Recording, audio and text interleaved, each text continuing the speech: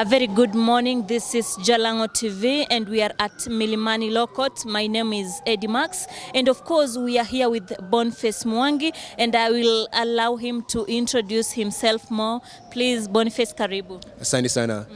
My name is Boniface Mwangi and I'm a human rights defender and the People's Watchman. Maybe you can tell us why are you here today at Milimani Law Court?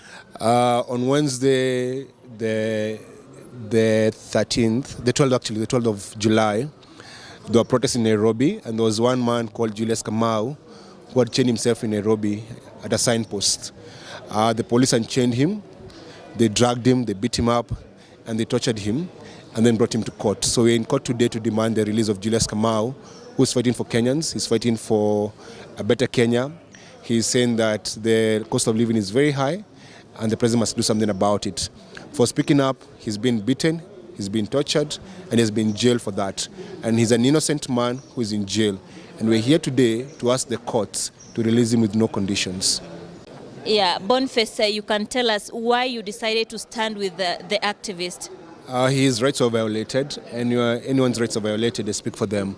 I'm the People's Watchman, so even if your rights are violated today, I'll speak on your behalf. Okay, maybe you can also tell us the proceedings of the court about the case. So he was charged for taking part in an illegal assembly, but there's nothing like an illegal assembly because the Constitution, Article 37 of the Constitution allows you to protest, allows you to demonstrate, allows you to picket, as long as you are unarmed and peaceful. He was a peaceful man protesting about the cost of living, but he's in jail for doing that, and that's why we're here today. We have been waiting since 9 a.m. for him to be arraigned in court. It's about 11 now, and we are here to see him in court. But I was able to talk to him in the cells downstairs. He has been tortured, his eyes are red, and when the police were arresting him, they stole his phone. So we're asking the police to return his phone. And the people who arrested him should be arrested and charged for assaulting that man.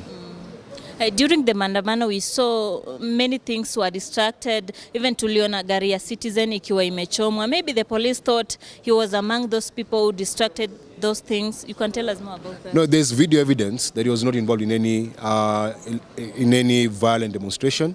He did not destroy anybody's property. He was a peaceful man. But you have to remember this. It's the work of the police to protect life and property. The people who were destroying things on Wednesday's protests were goons and criminals. Those ones should be arrested on their own. So we must separate peaceful protesters from criminals who destroyed property. They're two different people. But how can police differentiate peaceful demonstrators and the other guys? How can they tell? Maybe you can tell us. Because when you're protesting and you're peaceful, you are unarmed. You're not destroying anyone, you're just carrying placards. When you're destroying things, there's criminal behavior. And I agree, there was criminal behavior on Wednesday that was live streamed across the country. The people who destroyed the expressway, those ones should be arrested. Those are criminals. But the people who are protesting peacefully should not be arrested or charged for anything. I heard there's more people say that there will be maandamano from next week, 3 consecutive days. What do you say about that? It is the right of every Kenyan to protest. If you want to protest Monday to Sunday or Sunday to Sunday, it is the right to do that. It's not illegal to protest. If they want to protest from Monday to Wednesday or Monday to Sunday, it's the right to do that. No one is stopping you from protesting. No one is stopping Ruto and Rigathi from protesting. If they want to protest as well, they can protest. Anyone has a right to protest.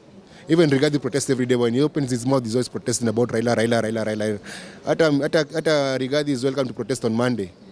Yeah. What can you tell common mwananchi out there, wale vijana wadogo ambao wanaamka wanaenda kufanya maandamano? Can you talk to them? To the young people in this country, it is your right to protest anytime, anywhere, any day. Let no one shame you for protesting. Protest wherever you are because it is your right to protest, but do it in a peaceful way without destroying anything.